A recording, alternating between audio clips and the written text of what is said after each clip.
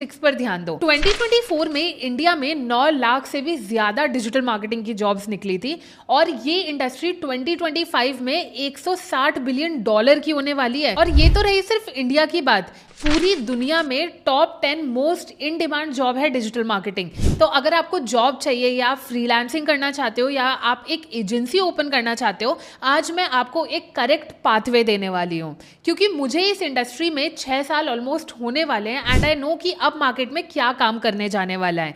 तो टाइम बिल्कुल भी वेस्ट नहीं करते हैं, let's get straight into the video. अब ना आपको मार्केट में दो टाइप के लोग मिलेंगे, एक ऐसे हैं जो यूट्यूब वीडियोस देखकर लाखों रुपए कमाना चाहते हैं और दूसरे ऐसे हैं जो स्किल सीख कर आगे बढ़ना चाहते हैं। अब ये जो पहली कैटेगरी के लोग होते हैं ना, ये सिर्फ शॉर्टकट्स ढूंढते हैं और लॉन्ग टर्म में जाकर फेल हो जाते हैं। तो आपको ना एक माइंडसेट क्रिएट करने की जरूरत है कि आप इन फ्यूचर क्या करना चाहते हो। लाखों रुपए अगर आपको कमाने हैं तो आप शॉर्टकट्स ढूंढना चाहते हो या फिर कुछ स्किल सीख कर पैसे कमाना चाहते हो, एंड यू नो कि आपका आंसर क्या होगा। देखो यार, पैसे तो हर कोई कमाना चाहता है, बट इसमें एक बहुत बड़ा डिफरेंस है जाता है। अगर आपको सिर्फ पैसे ही कमाने से मतलब है तो आपके लिए डिजिटल मार्केटिंग की इंडस्ट्री में एज सच स्कोप बचता नहीं है, क्योंकि आपके पास कोई स्किल नहीं है। वेयरएज डिजिटल मार्केटिंग में उनके लिए स्कोप है जो स्किल सीखना चाहता है, जो क्रिएटिव है, जो इन डिमांड है, मार्केट के ट्रेंड्स को समझता है और स्किल सीख कर ही पैसे कमाने के बारे में सोचता है। तो सबसे पहले आप एक माइंडसेट क्रिएट करो और उसके बाद ध्यान से सुनो। इसी से आते हैं हमारे नंबर 1 पॉइंट पे। सबसे पहले आपको खुद से पूछने की जरूरत है कि आप हो कौन,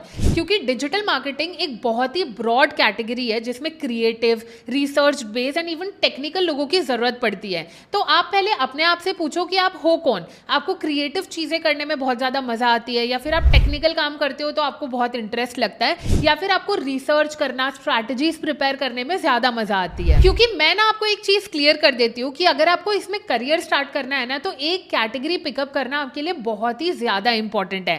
फॉर एग्जाम्पल, अगर आपको क्रिएटिव चीजें करने में मजा आती है तो आप ad creatives, social media management हो गया, वीडियो मार्केटिंग हो गई, कंटेंट राइटिंग हो गई, इन सारी चीजों में आपको ज्यादा मजा आएगी। वेरएज अगर आप टेक्निकल चीजों में ज्यादा इंटरेस्टेड हो तो आप फेसबुक एड्स चलाना, परफॉर्मेंस मार्केटिंग, गूगल एड्स चलाना, ईमेल मार्केटिंग, एसएमएस मार्केटिंग, ये सारी चीजें करने में आपको ज्यादा इंटरेस्ट आएगा।